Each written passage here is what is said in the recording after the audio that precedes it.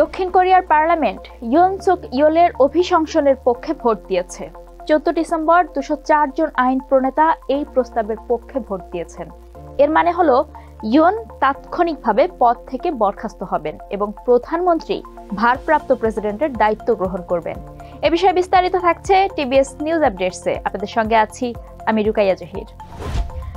দক্ষিণ কোরিয়ায় প্রেসিডেন্টকে অভিশংসনের জন্য 2/3 বেশি আইন প্রণেতার ভোট প্রয়োজন হয়। দেশটিতে 300 সদস্যের ন্যাশনাল অ্যাসেম্বলিতে ইউএনের দলের নিয়ন্ত্রণে আছে 108টি আসন। নিয়ম অনুযায়ী পার্লামেন্টে অভিশংসনের প্রস্তাব পাশ হওয়ার পর সেটি সাংবিধানিক আদালতে যাওয়ার কথা রয়েছে। সাংবিধানিক আদালতের 9 বিচারপতির 6 জন যদি অভিশংসনের পক্ষে সমর্থন দেন তবে তা কার্যকর হবে। পার্লামেন্টের স্পিকার উন শিকের মতে অভিশংসন সংক্রান্ত একটি নথির কপি ইউন এবং সাংবিধানিক আদালতে পৌঁছানোর পরই তার প্রেসিডেন্সিয়াল ক্ষমতা এবং দায়িত্ব স্থগিত করা হয়েছে। প্রধানমন্ত্রী হান ডাক-সু ভারপ্রাপ্ত প্রেসিডেন্ট হিসেবে দায়িত্ব গ্রহণ করতে প্রস্তুত। তার ক্ষমতা স্থগিত হওয়ার পরও সাংবিধানিক আদালত তার অভিশংসন বহাল রাখবে কিনা সে বিষয়ে সিদ্ধান্ত না নেওয়া পর্যন্ত ইউন পদে বহাল থাকবেন।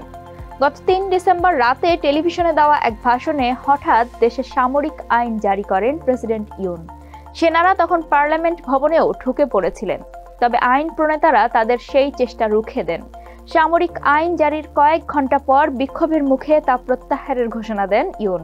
সামরিক আইন জারির ঘোষণা দিয়ে ইউন বলেছিলেন, পারমাণবিক অস্ত্রের দেশ উত্তর কোরিয়া ও উত্তর কোরিয়াপন্থী রাষ্ট্রবিরোধী বাহিনীগুলো থেকে দেশকে এবং অবাধ সাংবিধানিক শৃঙ্খলাকে সুরক্ষিত রাখতে সামরিক আইন জরুরি। তবে তিনি তখন সুনির্দিষ্ট করে কোনো হুমকির কথা উল্লেখ করেননি।